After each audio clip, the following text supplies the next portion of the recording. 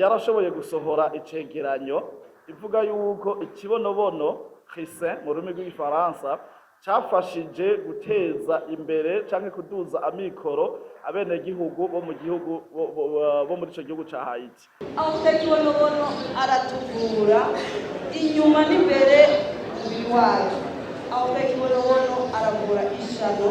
Murakoze. Ku mazina yanje nitwa David Tuyisabe, ndi Umurundi, nkaba ndi umwe mu bariko barakora kugira ngo twiteze imbere muri bamwe twita bagwihangiriye imirimo canke abantrepreneur mu rurimi rw'igifaransa.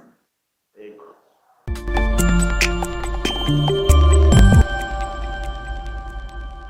Murakoze cyane. Ubwa mbere igiterwa cy'ikibonobono ntabwo ari gishasha mu Burundi kuko carigeze kuba kirimwa kuri leta y'Ababirigi igihe c'abazungu canke c'abakoroni, hanyuma cararimwe ikiringo gito mugabo mu nyuma kiragenda. Twebwe rero twasubiye kugarukana uburimyi bw'igiterwa cy'ikibonobono mu Burundi kugira ngo tukigwize, kubera yuko twari tubonye yuko gishobora gufasha guteza imbere abarundi, kubera yuko ari igiterwa gisanzwe ari njabukamazi. Njabukamazi rero mu gihe mu Burundi dukeneye amafaranga mvamakungu, natwe twabonye yuko igiterwa cy'ikibonobono coshobora gufasha kugira ngo ayo mafaranga aboneke biciye mu burimyi bw'igiterwa cy'ikibonobono.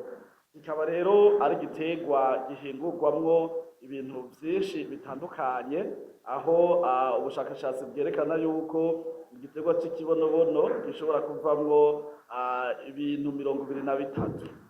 Twebwe rero hano ico twibandako cane ni kukirima, hanyuma tugaca tugihingura. Kugihingura twebwe tuzogikuramwo ibintu 3 vyonyene nivyo twashize imbere, bigizwe n'amavuta asanzwe akomoka mu kibonobono, amavuta azimvye cyane ku isoko mpuzamakungu haba na hano nyene mu gihugu, kuko dusanzwe twaratanguye kuyahingura muga ku rugero ruto, aho iritiro imwe y'amavuta tuyidandaza amafaranga 240 z'amafaranga y'amarundi.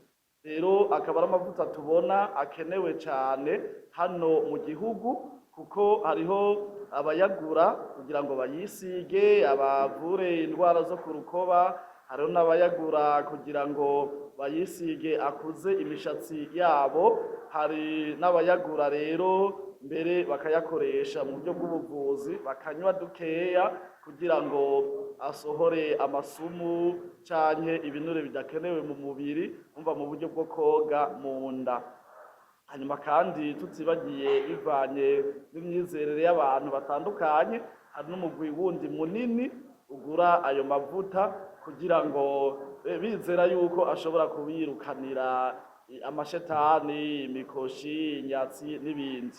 Rero twebwe tumaze kubona yuko ngaha mu Burundi umugwi munini w'abantu bayakeneye, twahisemwo kuca tuhamagarira abarundi bose kugira ngo turime ico giterwa tukigwize, kugira ngo ico kintu tubona abatari bake bakeneye babandanye bakironka. Si hano mu Burundi gusa, no muri Afrika novuga nka yose henshi barayakeneye, cyane cyane no hanze rero ko turayarundika mu bihugu bitandukanye ku mugabane wa Buraya, Amerika, Australia na Aziya. Hanyuma ikindi kintu tuzohingura cuco ntituragishikira ni gukora imiti ipompa ibiterwa, tuzohingura dukoresheje amababi y'igiterwa cy'ikibonobono. Ikindi kintu twebwe twahisemwo gikomeye cyane ni gukora ifumbire kama ikomoka mu burimyi, ikomoka mu kibonobono. Kubw'ivyo rero turiko hano twiyegeranya kugira ngo tugwize ubwa mbere ico giterwa, ngama kimaze kugwira twubake ya mahinguriro, duheze turonke rero bya bindi byose duhejeje kuvuga dukeneye bishobora kuva muri ico giterwa. Murakoze.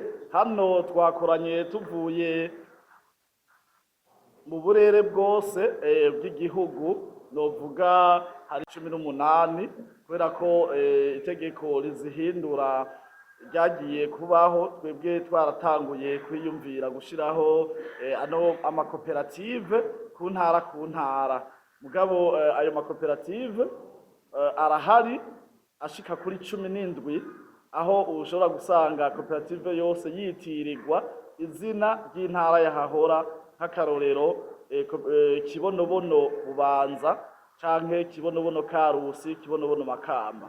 Aha rero hakoraniye amakoperative ya Kibonobono agera kuri 17. Aba turi kumwe hano bashika abantu 200 nabaje baserukiye abatowe hariya mu makoperative bakomokamo kugira ngo baze hano rero tuce dushiraho urunani rw'abarimyi b'igiterwa cy'ikibonobono mu Burundi. Hano rero mudusanze ngerageje kwishura kibazo mwambajije, twari hano kugira ngo dushinge urunani rw'abarimyi b'igiterwa cy'ikibonobono, hanyuma kandi twemeze n'amatora n'itegeko tuzokwisunga cyo twita reglement d'ordre intérieur, hanyuma kandi cyo tugira n'amatora yo gushiraho abazorongora urunani ku rwego rw'igihugu.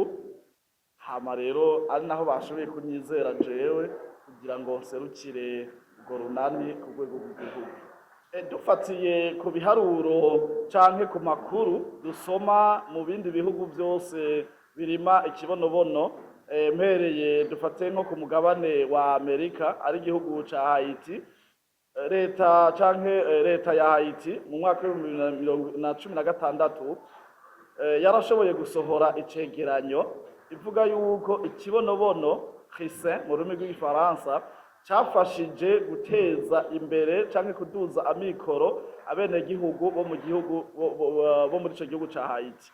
Hanyuma kandi tugaca turaba n'icegeranyo gitangwa na leta ya Madagascar canke ya Kenya, naho nyene baremeza yuko ikibonobono gifasha kuduza amikoro y'abenegihugu.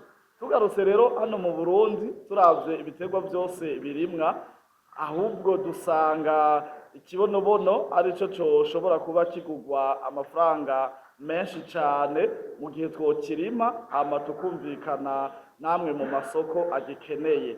Aha novuga ko twebwe ubwa mbere abo turiko turakigurira tubaha amafaranga ari hagati y'ibihumbi 5 n'ibihumbi 10, ariko kigeze ku isoko mpuzamakungu ikiro kimwe gishobora kuba kigugwa amafaranga tugeranije gushira mu marundi hafi hagati y'ibihumbi 90 n'ibihumbi 100.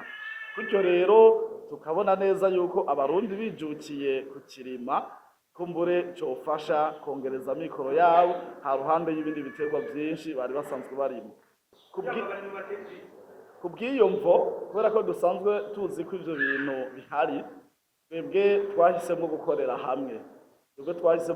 hamwe nka koperative kugira ngo ntihabeho uwitwa ko ari boss aja kugurira umurimyi, ahubwo twese dukorere hamwe tukirimire hamwe abarivyo bw'nyene tucishorera, hanyuma tuzoshobore kugabura ayo twaronse ataguhishanya, kuko mu gihe biba bitameze gutyo haca habaho uwuza akagurira umurimyi akamuha yo yishakiye, we akaca agenda kuronka amwe menshi. Ivyo rero twebwe twarabikuyemwo, twebwe dukorera hamwe, nuko twahisemwo gukemura ico kibazo kugira ngo umurimyi ntashobore gucika intege.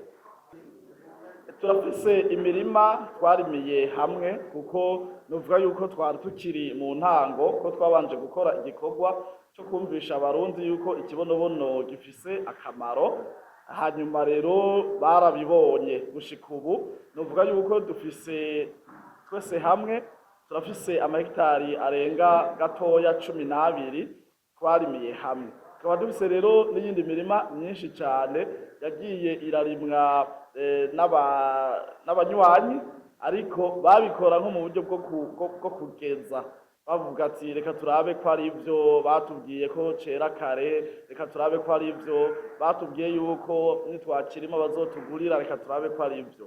Ubu rero ivyo byose bari bakoze kugira ngo barabe ko ari ivyo, baramaze kubona yuko ari ivyo.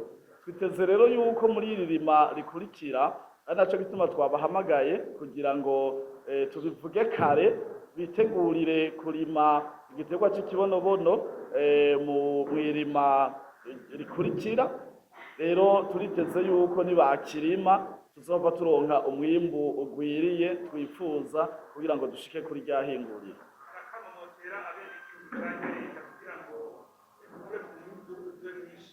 Duhereye kuri leta twosaba yuko nk'uko ariyo biciye ku ndongozi zituyoboye cane cane umujama w'abajene, kuko ndavuga gutyo ko nanje sanzwe ndi umwe muri abo, ko yodufasha co kimwe n'abo bose babishoboye, ubushikiranganji bw'uburimyi n'ubworozi n'ibidukikije baturonse amatongo.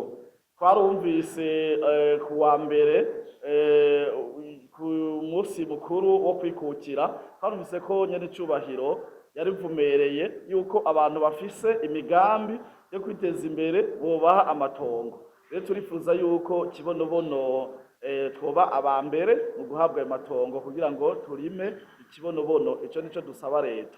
Ikindi dusaba nk'akamo dutera abenegihugu ni kubasaba bijukire cane kino giterwa, bakirime ku bwinshi, bashize amazinda yuko isoko ihari, twebwe ubwacu turi isoko n'ubu turakigura, ntibagire ubwoba, ikibonobono tuzokigura, n'abagikeneye ni benshi, hanyuma mbere banaze twifatanye, kuko uburyo turiko turakoramwo twarumvise na nyen'icubahiro yarabushimye igihe yariko araganira na mugenzi wacu Mutima Lokomedie, yaradutanze ko akarorero, aravuga ati nimukore nk'uriya ariko ararima ikibonobono, yahamagaye abantu bose abegeraniriza hamwe.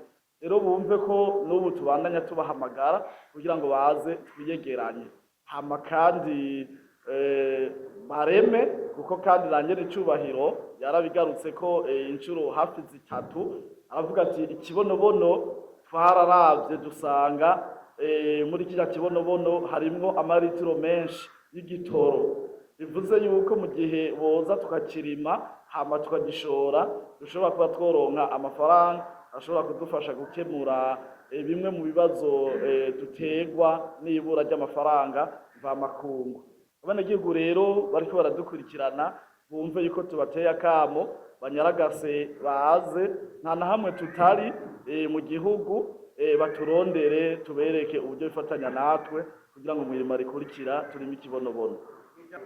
Murakoze cyane. Imbere yuko mvuga ku batowe, reka mpere iburyo bwanje. Hano turi kumwe n'umwubahwa cyane, ubona ko yambaye n'idarapo ry'igihugu, ariko usomye ku kirango c'impuzu yiwe urabona ko yavuye mu kigo Anakope. Uyu rero twamuhawe nk'umuhinga, ikigo Anakope caramudushikirije kugira ngo akurikirane kuva ku ntango ibikorwa vy'ino koperative, kugira ngo abitunganye neza ibe koperative yemewe n'amategeko. Ivyo rero yarabikoze, abanza ashiraho amakoperative muri za ntara navuga, hanyuma aca bandanya rero ya makoperative yose ayegeraniriza mu runani. Niwe wuyu turi kumwe ngaha iburyo bwanje. Hanyuma hano twari hatowe komite zibiri, komite nshingwabikorwa na komite nkenguzabikorwa. Muri komite nshingwabikorwa nkuko nabivuze ni jewe David Tuyisabe natowe, ariko ibubamfu bwanje hariho uwitwa Niyonkuru Desire, nawe yashoboye gutorwa nk'umukuru canke nka perezida wa komite nkenguzabikorwa. Hanyuma ndavye ku ruhande hariya hariho uyundi yitwa Ciza Ildefonse, uyu nawe akaba yari yaje hano aserukiye koperative ya Ruyigi, ni perezida wa Ruyigi. Hanyuma kandi hariho Niyuhire Edith, uyu nawe akaba ari hano yatowe guserukira koperative Kibonobono Ngozi. Hanyuma hariya hariho uwitwa Sadoke, nawe akaba yatowe kugira ngo arongore Kibonobono Rumonge. Hanyuma hano ku rundi ruhande hariho uwitwa Jean Bosco, yatowe muri komite nshingwabikorwa kugira ngo abe umwunganizi w'umunyamabanga mukuru yatowe. Hakaba hariho na Roger yashoboye gutorwa nk'umwe mu ba membre canke mu banywanyi bazo muri iyo komite nshingwabikorwa. Ego abo nibo novuga turi kumwe hano. Igiterwa c'ikibonobono mu Burundi twasanze kiba hose, uretse ko gikeneye isi ryoshe. Hanyuma twasanze rero ahantu hashushe, novuga nko mu kiyaya c'Imbo, co kimwe n'intara zimwe zimwe nka za Ruyigi, ahantu ubona ko hashushe, cerera amezi 5. Hanyuma ahakanye naho kuko harahari hano mu Burundi, cerera amezi 6. Rero gitanguye kwera gishobora kubandanya gushikana ku myaka 5, 6, 7, 8 mu gihe cyafashwe neza, ko kibangamirwa cyane cyane n'udukoko dusanzwe twonona imirima, kuko nico giterwa conyene kiryoshe gusumba ibindi biterwa byose birimwa, kiryohera turya dukoko. Ari naco gituma bamwe mu bahinga b'abarimyi cyane cyane abagwiza mbuto barifashisha ikibonobono, bakanatanga n'impanuro ku barimyi ko mu gihe baba bariko bararima batokwirengagiza gushiramwo ikibonobono, kubera yuko giheza kigakingira ivyo biterwa vyabo mu gukingira twa dukoko. Bivuze ngo twa dukoko tuca tuza tukaja kwirundaniriza ku kibonobono, uri ubupompa rero ukaca upompa ca kibonobono, gutyo ukaja kwimbura ibindi biterwa bikomeye bitigeze bigwara. Ego cyane, ariko tubanza kumusaba kuba umunywanyi umwe muri twebwe, kuko twabonye mu gihe atabaye umunywanyi umwe muri twebwe twohava tumurenganya, ugasanga we yungutse rimwe, akunguka ku byo twamushoreye ariko ntaje kunguka kuyo natwe twaronse tugiye guhingura.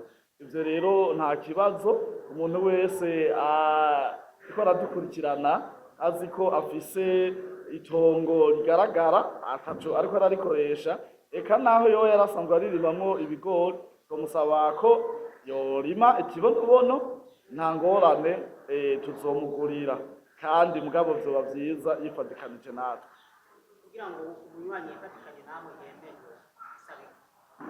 Kubera ko uyu mugambi ari uw'abenegihugu bato bato, twashizeho uburyo buto cyane, twibaza ko umurundi wese yoronka amafaranga 12,000 niyo ashobora gutanga kugira ngo abe yifadikanije natwe, aronke bwa burenganzira bwo kurima ku giti ciwe, yongere kandi azoronke n'inyungu ku byo tuzoba twaranguye byose bizana inyungu muri kibonobono. Ubwo runari rw'abarimyi b'ikibonobono rupandikira Anakope. Oya, uretse yuko Anakope ari ikigo kijejwe amakoperative, Anakope ihari kugira ngo itunganye neza ivyo amakoperative. Rero baje kugira ngo badufashe. Mwakoze. Ubuhinga mu bisanzwe twebwe twazanye nuko twashatse twarabafashije, turabereka ko vyoba vyiza izi koperative zihereye ku barimyi bwaba bari mu gihugu hagati, hako koperative iza guhera ngaho i Bujumbura canke urwego hejuru. Twasanze koperative ikomera mu gihe abayirimwo ari abantu basangiye ikibazo, abantu basangiye mbere n'umwuga bibaye ngombwa. Twasanze rero bahereye ku barimyi ubwabo ariho vyogira inguvu. Rero murumva ko twahereye hariya mu gihugu hagati, tugenda tuduga dushinga amakoperative y'abarimyi bonyene ubwabo b'ikibonobono, turaduga gushika uno munsi turiko turashinga urunani rero rwabo bose. Ubu bamaze kuja hamwe, batoranye, vyumvikana ko ari ubuhinga turiko turakoresha kuko twabukoresheje mu bisata vy'amavoka no mu bisata vy'ingurube. Ayo makoperative mwarayumvise ko yashinzwe. Akamo dutera abarimyi muri rusange, cane cane amakoperative, nuko koperative boyigira iyabo. Abantu benshi baja muri koperative ku mvo zitandukanye, hari abagenda bagiye kurondera inyungu zihuta, hari abagenda kubera agakuku.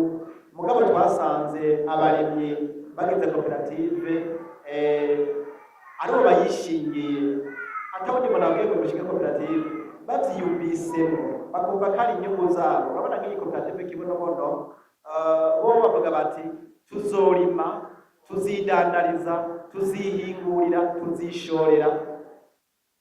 Urumva nk'ubu bose bakora nk'ubu Kibonobono bariko barakora ku vy'ukuri amakoperative yokomera.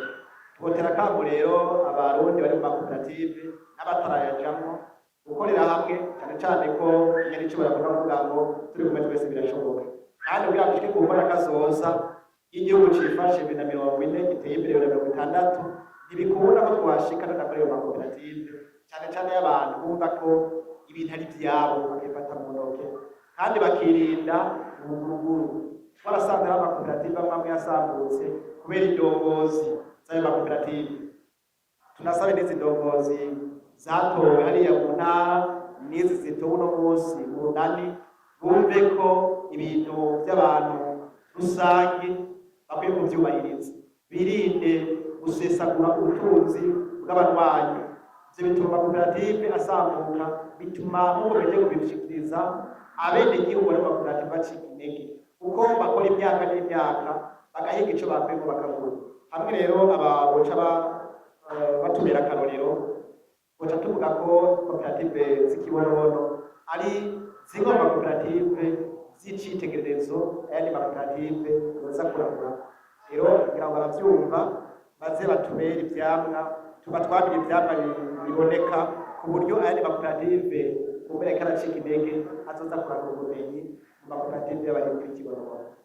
Uko Ikibonobono kizotugirira akamaro mu mbona kazoza, kanatsinda kivamwo ibintu byinshi cyane, haba ku mashano, ku mavuta, eka ndetse hakaba harabonetse n'isabune. Nkaba rero ntera akamo abatarinjira mu yo koperative Ikibonobono kugira ngo bakoreshe umwanya narijya atamurundi wese ariyo adakoresha agasabune, na cyane cyane mu gukora isuku. Rero nkaba nanje naciye banguka, akaba ari igiterwa mbere nabonye kibana n'ibindi byose kandi kera kare kizotugirira akamaro. Murakoze. Nanje nitwa Ndanga Beatrice, abandongoye koperative Ikibonobono mu ntara ya Muyinga.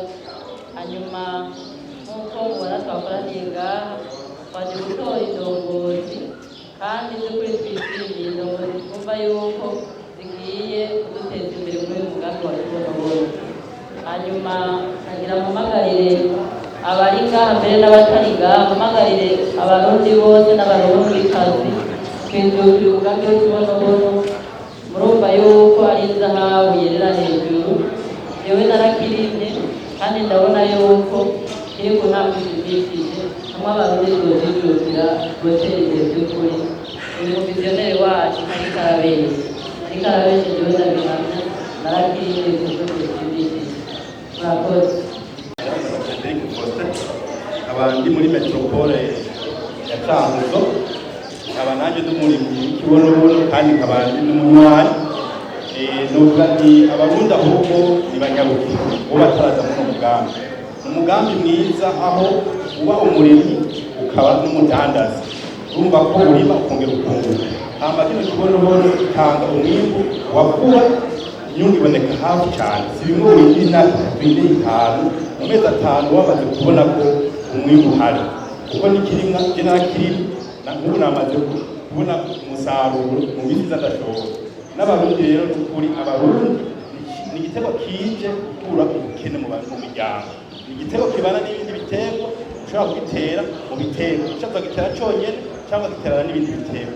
Rero nabonye ko tukagishaka umutima abarundi, imbona kazoza batubwira mu 2024 igihugu cifashe mu 2040 murambabarira mu 2040 igihugu cifashe. Ndabona ko twonyaruka mu minsi mike, mu myaka itarenze 5 twokora nk'abarundi by'ukuri, tugashaka umutima imbona kazoza turayikabakaba. Aha rero nagira mpamagara bene igihugu b'abarundi bato cyane kucana, abo bibaza muri banyawe cyane, bagishinga hajya impande y'inzu, ko kirabana n'abantu, kirabana n'imirimo, shimbuka n'ingoga, kiroroshe no kurima n'igisaba byinshi. nta n'amase y'ikirenga gisaba, n'amase y'ingurube, amase y'impene, amase y'inka, amase y'inkwavu, y'imbeba ushiramo kikaba kirahagurutse mu minsi mikeya gisubira kaguha nawe amase kuko aho gihungurukiye haca himbuka cyane. Rero nosaba ko abarundi by'ukuri abarimyi bose atanwa avuyemo ko bokwijukira uno mugambi, tukabahamagira ko baza muri koperative Kibonobono kuko ukirimye ukongera ukabona umwanya uzoronka inyungu zibiri. Inyungu ya mbere ni uko uzoshobora muri koperative bakakugurira ukitandira amahera. Inyungu ya kabiri ni uko ntibashobora bakagihingura mu mavuta na bimwe bindi bababwira, cyane cyane ayo amavuta bavuze yuko azokoramo n'amase abana n'ibiterwa, amase meza kandi amase yandi arimo production, amase amwe bita bio, nibayahinguramo inyungu bazoronka ku rwego mpuzamakungu izoserukira kuruka nawe ukayirongako mu gihe uri umunywanyi wa koperative. Nanjye umwe mu bagize komite muri metropole Kayanza. Icyambere na mbere numva nomanza gushimira nyakubahwa viziyoneri wacu yazanye uno mugambi kuko umugambi mwiza cyane, yakoze ikintu gikomeye cyane ari iwacu mu Burundi. Icyambere numva nomanza kumukeza kumushimira cyane kimwe by'umwihariko kuko harimo ubugari tugiye kurunga ubugari tujya bivuga harimo ubugari. Rero harangiza saba abatarazi baze mu mugambi hakiri kare ujya mu tabi 11 bose baze kuko igikorwa cyiza cyane twese tuje mu mugambi namwebwe muratembeye ibindi ndamwe bakira abakameramani yese yose byadusaruye yego murakoze. Isabwe Edine ndakunze kuvuga cyane kuri uno mugambi ate nkavuga ku mavuta y'ikibonobono. Igiterwa cy'ikibonobono cyaje hageze mu Burundi tuzokibyaza umusaruro munini cyane wiyakure. Igiterwa cy'ikibonobono nk'uko abandi babivuze kiravamo amavuta bwa mbere y'agaciro kanini, kiravamo amavuta azimye cyane.